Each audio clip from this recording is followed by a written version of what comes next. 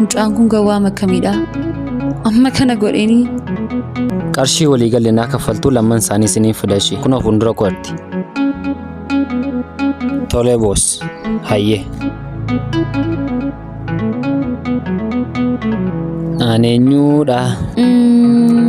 Lakiikoo? Akkamati? Jirtaa maaloo? Akkamitti si yaadee? Aniyyuu guyyaan sadii jechuudha moggaa meeqanatti ta'e. Dhugaa? Dhugaa. Aniyyuu. Eessa na jala deemtee turte? Maal bilbila kun jalaatanii? Eenyus jalaate? Mucaa tokko hin beeku naannoo.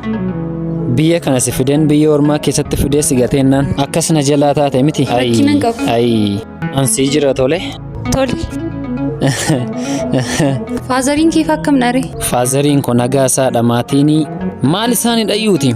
Si'a meeqa eessa dhaqxe mucaan gaafatti mana keenya fiddee baay'ee ishee jaallanneerra baay'ee ishee barbaanneerra jedhanii taa'umsaaf dhaabbina dhoowwatanii ammaas dhaabbadhee hin fidduu naan jedhaa olee jechuudha faazariin baay'ee si jaallataniiru ani immoo siin bilbilli kee hin ba'u. Aniyyuu baay'een isaan jaalladha dhugaa. Maalin? Isaanii miti? Isaaniin immoo sirriitti jaallachuu qabda nama seetaa isaanii. Dhugaa nama dinqii baay'ee si jaallate. Sitti baaniidha. Kanaafidha. Guyyoota kana moo eessa turteere? Firaa sii qabaamu isaan bukkeen ture. Fira sii qabdaati? Haa ta'us immoo maatiin koo sii kottuu siin jedhaa jiru waan ta'eef isaan bukkeessin geessaa walii isaan barsiisna tole. Tole. Amma dhimma wayiin qabaa isheen xumura. Walimmoo sirriitti bartanii faazarii duukaa faazariin baay'ee si jaallate wal agarra. Naa bilbili. Tole.